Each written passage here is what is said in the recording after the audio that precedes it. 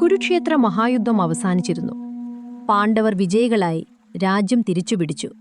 എങ്കിലും യുദ്ധവിജയം യുധിഷ്ഠിരന്റെ മനസ്സിന് സമാധാനം നൽകുന്നില്ലായിരുന്നു. വിജയം പരാജയത്തേക്കാൾ ഭാരമേറിയതായി തോന്നി. അദ്ദേഹം രാജസിംഹാസനത്തിൽ ഇരുന്നുവെങ്കിലും അദ്ദേഹത്തിന്റെ ഹൃദയം ദുഃഖത്തിൽ മുങ്ങിയിരുന്നു. ബന്ധുക്കളും ഗുരുക്കന്മാരും അനവധി മഹാരഥന്മാരും യുദ്ധത്തിൽ കൊല്ലപ്പെട്ടതിന്റെ ഓർമ്മ അദ്ദേഹത്തെ വേദനിപ്പിച്ചു. അദ്ദേഹം സ്വപ്നങ്ങളിൽ അവരുടെ മുഖങ്ങൾ കണ്ടു. കൊട്ടാരത്തിന്റെ നിശബ്ദതയിൽ അവരുടെ നിലവിളി കേട്ടു. യുധിഷ്ഠിരൻ വീണ്ടും വീണ്ടും പറഞ്ഞു, ഈ മഹാവിനാശത്തിന് കാരണം ഞാൻ തന്നെയാണ്. രാജ്യത്തിനായുള്ള എൻ്റെ ആഗ്രഹം, എൻ്റെ രാജ്യലോഭം ഈ രക്തപ്പുഴയിലേക്ക് നയിച്ചു.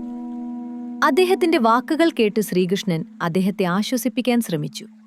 ശ്രീകൃഷ്ണൻ പറഞ്ഞു, ഇതെല്ലാം അങ്ങയുടെ കുറ്റമല്ല. ഇതിനു പിന്നിൽ വിധിയായിരുന്നു.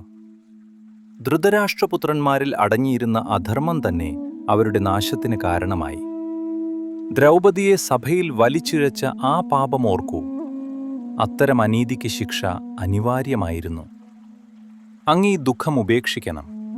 ജനങ്ങളുടെ സന്തോഷമാണ് ഇനി അങ്ങയുടെ ധർമ്മം. ധ്യാസൻ സംസാരിച്ചു. നാരദനും സംസാരിച്ചു. എങ്കിലും അവരുടെയൊന്നും വാക്കുകൾ യുധിഷ്ഠിരന്റെ ഹൃദയത്തെ സ്പർശിച്ചില്ല. അദ്ദേഹത്തെ ഏറ്റവും വേദനിപ്പിച്ചത് രാധേയന്റെ, കർണന്റെ മരണമായിരുന്നു. പകലും രാത്രിയും അദ്ദേഹം അതിനെക്കുറിച്ച് ചിന്തിച്ചുകൊണ്ടിരുന്നു. രാജാവ് നിശബ്ദതയിലേക്ക് പിൻവാങ്ങിയപ്പോൾ കൊട്ടാരം ഇരുട്ടിൽ മുങ്ങി. ഒരു ദിവസം എല്ലാവരും ഒരുമിച്ചിരിക്കുമ്പോൾ ശ്രീകൃഷ്ണൻ അപ്രതീക്ഷിതമായി ധ്യാനത്തിൽ ലയിച്ചു. യുധിഷ്ഠിരൻ ചോദിച്ചു, അങ്ങ് എന്തിനാണ് ഇത്ര ചിന്തകുലനായിരിക്കുന്നത്? ശ്രീകൃഷ്ണൻ മറുപടി നൽകി, ശരശയ്യയിൽ കിടക്കുന്ന ഭീഷ്മർ എന്നെ സ്മരിക്കുന്നു. അദ്ദേഹത്തിന്റെ സമയം അടുത്തിരിക്കുന്നു. ഉത്തരായണം അടുത്തെത്തുകയാണ്. അദ്ദേഹം വിടവാങ്ങുന്നതിനു മുമ്പ് രാജധർമ്മവും ആത്മധർമ്മവും അദ്ദേഹത്തിൽ നിന്നങ്ങ് പഠിക്കണം. അടുത്ത ദിവസം എല്ലാവരും കുരുക്ഷേത്രത്തിലേക്ക് പുറപ്പെട്ടു. അവിടെ ശരശയ്യയിൽ കിടക്കുന്ന ഭീഷ്മനെ അവർ കണ്ടു. ദൈവം ഭൂമിയിൽ വീണുകിടക്കുന്നതുപോലെ തോന്നി. യുധിഷ്ഠിരൻ മുന്നോട്ട് ചെന്നു പറഞ്ഞു, ഞാൻ പാപിയായ യുധിഷ്ഠിരനാണ്. അങ്ങയുടെ മരണത്തിനും അങ്ങയുടെ പുത്രന്മാരുടെ മരണത്തിനും കാരണം ഞാൻ തന്നെയാണ്. എനിക്ക് ഏതു നരകമാണ് കാത്തിരിക്കുന്നത്? ഭീഷ്മർ സ്നേഹത്തോടെ യുധിഷ്ഠിരന്റെ തല തഴുകി പറഞ്ഞു, എന്റെ കുഞ്ഞേ, നീ എന്നെ കൊല്ലുകയല്ല ചെയ്തത്. ജീവിതബന്ധനത്തിൽ നിന്ന് എന്നെ മോചിപ്പിക്കുകയാണ് ചെയ്തത്. വളരെ കാലം മുമ്പ് കുരുസിംഹാസനം നീതിയിൽ ഉറച്ചു നിൽക്കുന്നതുവരെ ഈ ലോകം വിട്ടുപോകില്ലെന്ന് ഞാൻ മാതാ സത്യവതിക്ക് വാക്കു നൽകിയിരുന്നു. നീ നിമിത്തം ഞാൻ എൻ്റെ വാക്ക് പാലിച്ചു.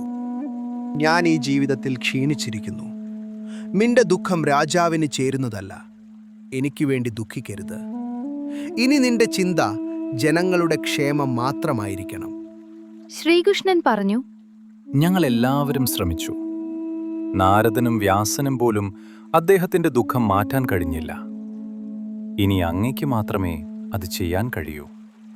ഭീഷ്മർ നനഞ്ഞ കണ്ണുകളോടെ പാണ്ഡവരെ നോക്കി. ഭീഷ്മൻ പറഞ്ഞു, ജനിച്ച ദിനം മുതൽ നിങ്ങൾ ദുഃഖമനുഭവിച്ചവരാണ്. വിധിയുടെ കലിപ്പാവകളായി നിങ്ങൾ മാറി. പക്ഷേ ഓർക്കുക, വിധിയുടെ രൂപകൽപ്പന അറിയുന്ന ഒരാളുണ്ട്, കൃഷ്ണൻ. അദ്ദേഹം തന്റെ നോട്ടം കൃഷ്ണനിലേക്ക് തിരിച്ചു. ഈ കൃഷ്ണൻ നിങ്ങളുടെ ബന്ധു, സുഹൃത്ത്, ദൂതൻ, സാരഥി, നാരായണൻ തന്നെയാണ്. അദ്ദേഹത്തിന്റെ മഹത്വം വളരെ ചുരുക്കം പേർക്ക് മാത്രമേ അറിയൂ. നാരദനറിയാം, കപിലന് അറിയാം. ആഗ്രഹത്തിൽ നിന്നല്ല, കാരുണയിൽ നിന്നാണ് അദ്ദേഹം ഈ സംഭവങ്ങൾ അനുവദിച്ചത്. ഒരു ശക്തിയാൽ മാത്രമാണ് അദ്ദേഹം ചലിപ്പിക്കപ്പെടുന്നത്, ഭക്തി. നിങ്ങളുടെ ഭക്തി അദ്ദേഹത്തെ ബന്ധിക്കുന്നു. കൃഷ്ണൻ മുന്നോട്ട് വന്ന് ഭീഷ്മരുടെ കൈകൾ പിടിച്ചു. എനിക്ക് ഒരു വരം തരൂ, അദ്ദേഹം പറഞ്ഞു. ഭീഷ്മൻ മറുപടി നൽകി. കൽപ്പിച്ചാലും എന്റെ പ്രഭോ. ശ്രീകൃഷ്ണൻ പറഞ്ഞു, യുധിഷ്ഠിരനെ രാജധർമ്മം പഠിപ്പിക്കണം. പഠിച്ചതെല്ലാം രാജധർമ്മം, ഭരണം, കടമടമ, ജ്ഞാനം എന്നിവ യുധിഷ്ഠിരനെ പഠിപ്പിക്കൂ. സ്വർഗത്തിൽ നിന്ന് നേടിയ ജ്ഞാനം ഭൂമിയിൽ നിലനിൽക്കട്ടെ. അങ്ങനെയാകട്ടെ. ഭീഷ്മൻ പറഞ്ഞു. 54 ദിവസം ഭീഷ്മ പിതാമഹൻ ശരശയ്യയിൽ നിന്ന് യുധിഷ്ഠിരനെ ഉപദേശിച്ചു. അവസാനം ഉത്തരായനം വന്നു. ഭീഷ്മൻ ശ്രീകൃഷ്ണനെ നോക്കി പറഞ്ഞു: മരണം സമീപിക്കുമ്പോൾ ദൈവത്തെ ധ്യാനിക്കണമെന്നാണ് ശാസ്ത്രം. എന്നാൽ എനിക്ക് തുറന്ന കണ്ണുകളോടെ ഭഗവാനെ കാണാൻ കഴിഞ്ഞു.